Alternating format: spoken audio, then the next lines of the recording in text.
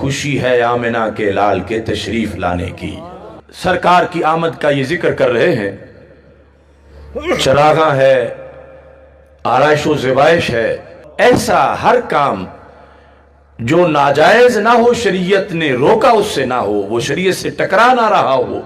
صحابہ کرام رضی اللہ تعالی عنہم سے لے کر امام بخاری تک اور بعد تک اس کی حمایت کی گئی۔ امام بخاری جب بخاری لکھ رہے تھے تو 16 سال لگ گئے بخاری لکھنے میں، اور یہ ہر فرقہ دیوبند ہوں یا غیر مقلد وہابی ہوں، ختم بخاری کے جلسوں میں یہ بات امام بخاری کی فضیلت میں بیان کرتے ہیں کہ امام بخاری کہتے ہیں میں نے بخاری لکھنے کا طریقہ یہ بنایا تھا، ما ودعت فی کتابی الصحیح حدیثا الا اغتسلت قبل ذلك وصلیت رکعتین، کہ میں نے یہ لازم کر لیا اپنے اوپر کہ میں ہر حدیث لکھنے سے پہلے صرف وضو ہی نہیں کروں گا، میں غسل کروں گا، اور غسل کر کے 2 رکعت نماز پڑھوں گا، اور پھر میں حدیث لکھوں گا۔ نہ یہ قرآن میں ہے، نہ یہ حدیث میں ہے، نہ یہ خلفائے راشدین کا فتویٰ ہے، اور نہ ہی صحابہ میں سے کسی ایک صحابی نے بھی ایسا کوئی حکم دیا ہے۔ اور جو بدعت کی لیٹسٹ تعریف ہے، امام بخاری پر پوری طرح فٹ آ رہی ہے کہ کام دین میں ہو، نیا ہو، اور ثواب سمجھ کے کیا جائے۔ جو آج کچھ لوگوں کا سٹائل ہے مسلمانوں کو مشرک اور بدعتی قرار دینے کا، اس کے پیش نظر تو امام بخاری جیسا بڑے قد کا مسلمان بھی بدعتی ہونے سے نہیں بچتا۔ اب ہماری آرائش و زیبائش، یہ جھنڈیاں، یہ تو معمولی کام ہے۔ ہم نے کوئی نماز تو نہیں نہ گھڑی، نماز میلاد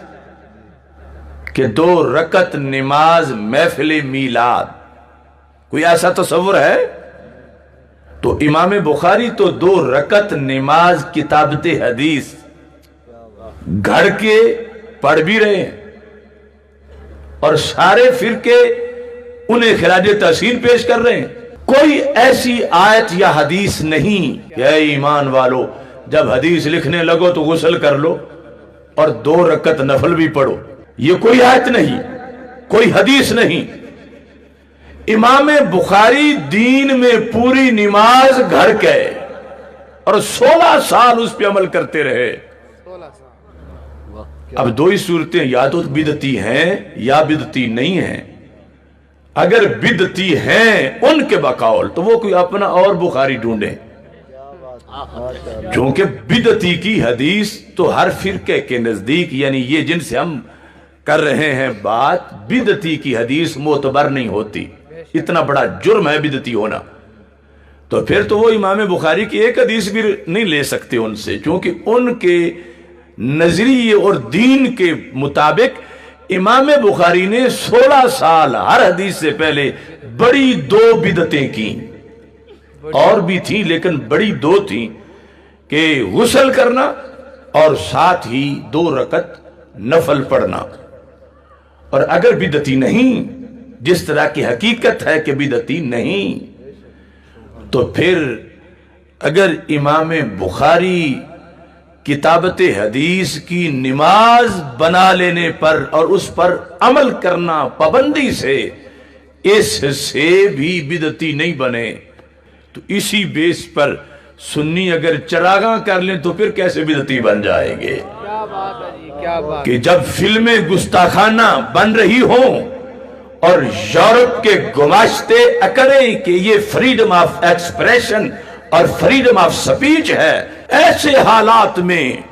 سنی سرکار کی آمد پر ان چیزوں سے ترجمانی کے لیے جس وقت یہ عمل کرتا ہے کہ جس سے شریعت میں روکا نہیں گیا، کہ جن کے دین کی تعظیم ہے ان کے دنیا میں آنے کے دن کی بھی تعظیم ہے، کہ جن پر آیا ہوا قرآن جس رات میں آیا وہ 1000 مہینے سے افضل ہو گئی، تو وہ خود جس رات میں آئے وہ پھر کتنی افضل ہوگی۔ اگرچہ ہر سال نہیں آتے تو قرآن بھی تو ہر سال لیا نہیں اترتا، وہ ایک بار آنے نے قیامت تک کے لیے اس رات کو 1000 مہینے سے بہتر کر دیا، اور سرکار کی آمد نے قیامت تک کے لیے 12 ربیع الاول شریف کو ہزاروں لیلۃ القدر سے بھی زیادہ مقام و مرتبہ عطا فرما دیا کہ تم جس وقت میلاد مناتے ہو۔ دوسرا فرقہ کہ جن کو یہ توفیق نہیں کہ منا سکیں، بہانہ یہ کر رہے ہیں کہ تم کوئی حضرت صدیق اکبر رضی اللہ تعالیٰ عنہ سے بڑے عاشق ہو، انہوں نے کیا اس طرح جھنڈیاں لگائی تھی؟ پھر ان کے عہد خلافت میں اتنی بار میلاد آیا، حضرت عمر رضی اللہ تعالیٰ عنہ کے زمانے میں اتنی بار 12 ربیع الاول شریف آیا۔ یہ پوچھا جاتا ہے نا تم سے، بے شک، تو میں ان کو سمجھانے کے لیے کاش کہ تیرے دل میں اتر جائے میری بات، میں پوچھتا ہوں کیا امام بخاری حضرت صدیق اکبر رضی اللہ تعالیٰ عنہ سے بڑے عاشق ہیں؟ تو ظاہر ہے کہ کروڑوں بخاری بھی حضرت صدیق اکبر کے گردے راہ تک بھی نہیں پہنچ سکتے، تو بڑے تو وہ ہیں۔ تو پھر کیا انہوں نے حدیث لکھنے سے پہلے غسل کر کے 2 رکعت نفل پڑھنے کا طریقہ اپنایا تھا؟ نہیں اپنایا تھا، تو پھر امام بخاری نے کیوں اپنا دیا؟ بے شک، یعنی جو تم پہ اعتراض کر رہے ہیں وہ اعتراض 15ویں صدی کے سنی پر نہیں، وہ امام بخاری پر ہے۔ تو میں کہتا ہوں خلفائے راشدین نے بھی ہزاروں بار حدیث لکھی، ایک بار ہی دکھا دو کہ حدیث لکھنے کی کوئی نماز انہوں نے بھی پڑھی ہو، کہ بڑے عاشق وہی تھے، مگر یہ جو کچھ کر رہے ہیں بڑائی کی وجہ سے نہیں کر رہے، یہ اپنی محرومی اور کمی کا کچھ بدل پورا کرنا چاہتے ہیں۔ جنہوں نے سرکار دو عالم صلی اللہ علیہ وسلم کا چہرہ دیکھ کے حدیث کانوں سے سنی ہو، ان کو تو اس سے ہی دل میں جو کچھ مل گیا، وہ امام بخاری 16 سال بھی نہیں پا سکے، لیکن انہوں نے کہا جب وہ وقت نہیں ملا کہ سرکار کے سامنے بیٹھ کے سنتے تو کم از کم وقت تو آپ کے تصور میں گزرے،